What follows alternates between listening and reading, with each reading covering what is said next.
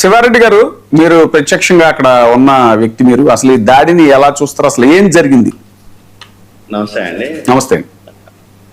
మేము పొద్దున వీళ్ళని తీసుకెళ్తున్నాం అండి మా పొలాలు చూపించడానికి, మా బాబాయ్ పొలం, ఇట్లా మా పొలాలు చూపించడానికి ఏమి జరుగుతుంది ఏంటని చూపించడానికి తీసుకెళ్తుంటే మధ్యలో అంటే మా ఊరు పెనుమాక ఉండవల్లి సెంటర్కి ఉండవల్లికి మధ్యలోనే ఆల్ ఆఫ్ సడన్ గా ఒకసారి ఆపేసేసి ఒక్కసారి మీద పడిపోయారండి. మన పోలీసులు కూడా ఉన్నారు అక్కడే.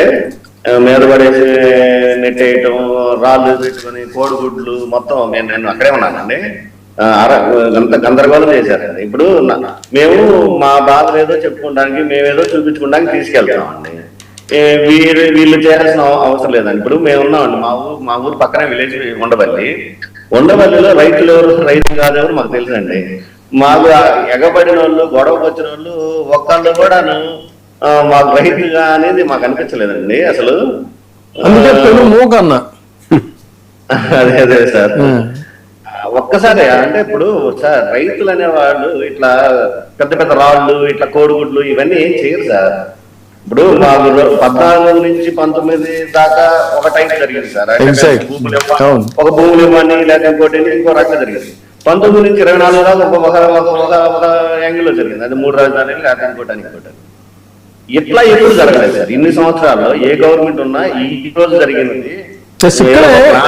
ఇప్పుడు మన శివారెడ్డి గారు చెప్తున్నట్టు ఇక్కడ గమనించాల్సింది ఏంటంటే, ఆ రోజున జగన్మోహన్ రెడ్డి గారు అధికారంలో ఉన్నప్పుడు ఇదే అమరావతి రైతులు అనేక రకాలుగా ప్రభుత్వానికి వ్యతిరేకంగా చాలా రకరకాల ఉద్యమాలు చేసినప్పుడు దాదాపుగా అన్ని కూడా ప్రశాంతంగానే జరిగింది తప్ప రైతుల మీద ఎప్పుడు కూడా కానీ లేకపోతే వాళ్ళకి మద్దతుగా ఉండేటప్పుడు మద్దతుదారులు ఎంతమంది వెళ్ళారు మనకు తెలియదు. అదే టీడీపీ నుంచి అనేక కార్యక్రమాల్లో కూడా టీడీపీ వారు కూడా ఉండేవారు.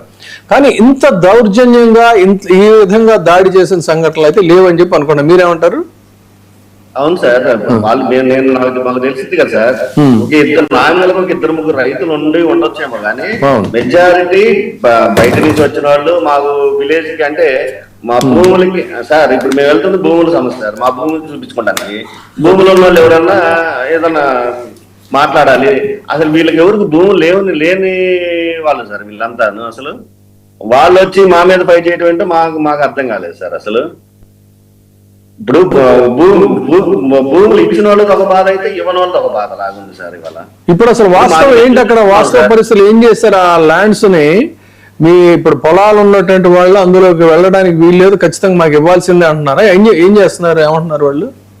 ఎలా అంటే సార్, ఇప్పుడు మనకు ఒక భూమి ఉంది సార్, మా బాబాయ్ ఉంది. మా బాబాయ్ కూలింగ్కి ఇవ్వలేదు. ఫర్ ఎగ్జాంపుల్ చెబుతున్నా సార్, చుట్టూ రిజర్వాయర్ అని ఆయన చేలోకి వెళ్ళాలంటే బోట్ వేసుకెళ్ళాలి సార్. ఎకరం మిగిలిపోయింది. చుట్టూతా రిజర్వాయర్ అని ఒక చెరువు తీశారు సార్. వర్షం పడితే అదంతా కారిపోద్ది కదా సార్, నల్ల మట్టి కదా మాకు బ్లాక్ సైడ్ కారిపోద్ది. మాకేం లేదు, ఏదో ఒక రోజు మేము ఇవ్వాల్సిందే కదా దాన్ని. అంటే ఈ టైపు లో వెళ్తారు సార్. బలవంతం అంటే కత్తి పెట్టరు సార్ పీక మీద. ఇలా ఇలా ఇలా ఇలా అంటే మేమేం చేసుకోలేము. ఇక తర్వాత ఫ్యూచర్ లో వ్యవసాయం చేసుకోలేము. ఇప్పుడు మా ఇంకో పొలం ఉంది మా బామ్మది. ఏంటంటే కాదు, మామూలుగా ప్రైవేట్ వ్యక్తులు భూ కబ్జా చేసేవాళ్ళు ఏం చేస్తారంటే, ఆ పక్కన ఉన్న స్థలం మాకు కావాలంటే అమ్మను అని అంటే రకరకాలుగా వాళ్ళని ఇబ్బందులు పాలు చేసి ఏదో ఒక రోజు ఏదో రకంగా అమ్మేటువంటి పరిస్థితులను క్రియేట్ చేస్తారు వాళ్ళు. సో ఇప్పుడు ప్రభుత్వం అలాంటి పనులకు పాల్పడుతుందని అనుకోవచ్చా? Same sir, same. ఇప్పుడు మేము ఇవ్వలేదు అనుకోండి సార్, మా దానికి అనుకొని ఒక రిజర్వాయర్ అంటారు. లేదంటే సార్ మరి కొన్ని విచిత్రాలు ఏంటంటే సార్, కొండ వీటి బాగంట. ఇప్పుడు మా అసలే 3 పంటలు పండుతాయి, మాకు బాగా పండుతాయి అని మేమేదో చేస్తున్నాం. దానికి రిజర్వాయర్ ఇప్పుడు ఆ వాగు ఉంది మాకు ఎప్పటి నుంచి ఉందో మాకే తెలియదు సార్. ఆ కొండ వీటి వాగు అనేది బాగా పేరు. ఆ వాగు సుందరీకరణ అని మళ్ళీ దానికి ఎక్స్టెన్షన్ అంట సార్, సుందరీకరణ. ఇంకొకటి ఎట్లా ఉండేదంటే సార్, భూమి ఇవ్వలేదు అనుకోండి మేము. ఇప్పుడు 300 ఎకరాలు ఇవ్వండి సుమారుగా. 300 ఎకరాలకి 140 ఎకరాలకి ఏదో ఒక రోడ్డు పెట్టేశారు సార్. అంటే ఇంటర్నల్ రోడ్లు, బయట ఏదో ఒక రోడ్డు, అట్లా ఏదో ఒకటి చేసి ఇచ్చేలాగా. అంటే మీ సార్ చెప్పినట్టు బయట ప్రైవేట్ వాళ్ళు కనుక ఎలా చేస్తారో అలా గవర్నమెంట్ చేస్తుంది ఇక్కడ. ఇప్పుడు భూములు ఇచ్చేస్తే మీకు దేవాలయ భూముల్ని ప్లాట్లుగా ఇస్తామని అంటున్నారంటే నిజమేనా? మరి దేవాలయ భూములు మాకు ప్లాట్లు ఎందుకని మీరు ఒప్పుకోవడం లేదని రైతులు, కరెక్టేనా అది? అవును సార్, ఎండోమెంట్ లో ఇస్తా ఉన్నారు, హామీలు ఇస్తారు సార్.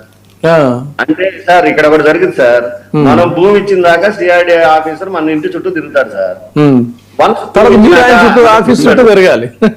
ఇంకా ఇప్పుడు డోర్ మన కనీసం అతను క్లర్క్ లోనకు పంపిడిగా, ఆ, క్లర్క్ లోనకు పంపిడిగా సార్. అదే అది చాలా మంది అన్నారు అసలు మాకు మా గోడు వినిపించుకోవడానికి కూడా ఒక నిమిషం కూడా లేదు. సమయం ఇవ్వలేదు అనేది. ఎవరు ఏ ఆఫీసర్ కూడా సార్ ఆయన పరిధిలో ఏముండదు సార్. ఏదైనా సరే మనం అడిగితే క్వశ్చన్ అడిగితే పై ఆఫీసర్ సిఆర్డీఏ కమిషనర్ కూడా కాదు సార్ దీనికి. అంతకన్నా ఇంకా పైన అయితే ఏమన్నా అవుతుంది.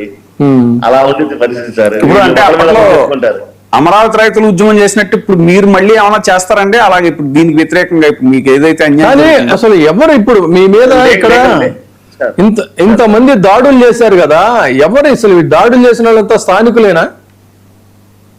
నేను అదే చెప్తున్నాను సార్. 2-3 నాకు తెలిసిన వాళ్ళు ఉన్నారు, మొత్తం బయట నుంచి వచ్చిన వాళ్ళే సార్. అంటే మొత్తం ఉండే ఒక 25-30 మంది ఉంటారు, తర్వాత ఒక 20 మంది పోగే ఉంటారు, ఒక 50 మంది ఉంటారు. ఒక 50 మంది ఒక 5-6 నాకు తెలిసిన వాళ్ళు ఉన్నారు. అంటే నేను తెలిసినంత వరకు మిగతా అంతా నాకు తెలియదు సార్. ఎందుకంటే పక్కన విలేజ్, నేను పెనుమాక ఉండవల్లికి కోఆపరేటివ్ బ్యాంక్ ప్రెసిడెంట్ గా చేశాను ఒక 10 సంవత్సరాలు. సో నాకు అంత పరిచయాలు ఉన్నాయి. రైతు సంబంధించిన అన్ని నాకు తెలుసు సార్. నాకు తెలిసి 4 5 మిగతా అంతా బయట చేశారు. ఎట్లా భోగేసుకొచ్చారు సార్. తర్వాత చాలా మంది వచ్చారంటలే సార్. మేము అంటే మమ్మల్ని అప్పటికే పోలీసులు నెట్టుకుంటా తీసుకొచ్చేసారు సార్. సో ఇప్పుడు 50,000 ఎకరాల్లో మేము భూములు ఇవ్వమని వ్యతిరేకిస్తున్నటువంటి రైతులు సుమారు ఎన్ని వేల ఎకరాలకు సంబంధించిన రైతులు ఉన్నారనుకోవచ్చు సార్? ఇప్పుడు మాది ఉంది సార్. మా ఇంట్లో ఒకళ్ళు పొలం ఇచ్చారు సార్, మా ఇంట్లో వాళ్ళే 2015లో. ఇప్పటి వరకు ప్రాక్టికల్ గా చెప్తున్నా సార్, ఇప్పటి వరకు పేపర్ మీద తప్పితే ఫిజికల్ గా లేదు సార్. ప్లాట్ ఇవ్వలేదు. ఇవ్వకుండా ఇవ్వకుండా ఇప్పుడు సెకండ్ ఫేజ్ అంటున్నారు, తర్వాత థర్డ్ ఫేజ్ అంటున్నారు. ఇప్పుడు సార్ గవర్నమెంట్ వచ్చి 2 years అవుతుంది సార్.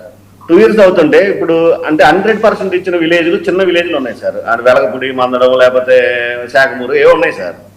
వాటిలో ఒక్క విలేజ్ ఒక 100 మందికి ప్లాట్లు ఈ విధంగా కొడతాం, ఇక ఈ విధంగా మీకు రోడ్లు ఇచ్చాం, ఈ విధంగా పవర్ కనెక్షన్స్ అవి ఇచ్చాం, మీకు ఇలా డెవలప్మెంట్ ఉంటుంది ఫర్ ఎగ్జాంపుల్ చూపించి మా దగ్గర తీసుకొచ్చుదా సార్? ఇంకో డౌట్ సార్ నాకు, ఇప్పుడు ఇదంతా పేపర్ మీదే ఉంది సార్. ఆయన ఇచ్చేది పేపర్ మీదే కదా సార్ మాకు ఫ్లాట్ ఫిజికల్ గా ఇవ్వడంగా. ఆ పేపర్ ఇప్పుడు ఈ గవర్నమెంట్ ఉన్నంత వరకు నడిచింది సార్. తర్వాత వేరే గవర్నమెంట్ వచ్చింది, ఆ పేపర్ విలువే ఉంది సార్. పట్టించుకోరు, డెవలప్ చేయరు, ఇంతే కదా సార్ మేము. మరి ఇప్పుడు ఫస్ట్ ఫేజ్ లో భూములు ఇచ్చినటువంటి రైతులందరూ కూడా హ్యాపీగానే ఉన్నారు? వాళ్ళెవరు రెసిస్ట్ చేయట్లేదా? వాళ్ళలో కూడా ఎవరన్నా ఉన్నారా సార్? ఫస్ట్ ఫేజ్ ఇచ్చిన వాళ్ళే మాకు ఎప్పుడు కనపడిద్దో ఇక్కడ అమ్మేసుకుని తాడిపిల్లి బైపాస్ లో కొనుక్కున్న అనుకునే వాళ్ళు చాలా మంది ఉన్నారు సార్. అంటే మేము కళ్ళతో చూస్తామా మా ప్లాట్ ని? ఇప్పుడు ఏదో రేట్ ఉంది కదా, ఇక్కడ అమ్మేసుకొని బయట ఫిజికల్ గా కనపడే ప్లాట్ కొనుక్కుందాం అనేది చాలా మంది ఉన్నారు సార్. ఇంటర్నల్ గా నాకు తెలుసు సార్, నాతో చాలా మంది మాట్లాడారు.